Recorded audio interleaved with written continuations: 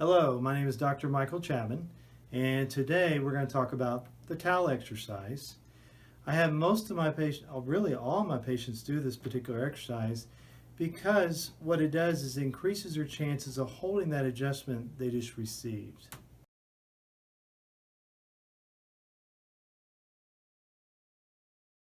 Now, another benefit of that is when you're doing the towel exercise, it helps to increase your posture.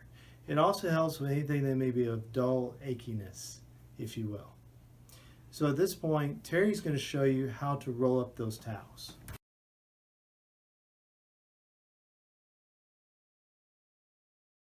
So I start with just a little bit short right there. Fold it halfway in the middle. Then fold it where it's overlapped slightly. Start with the open end. This keeps it from trying to fan out on you. You can still hold it with one finger. And there you go, nice and tight.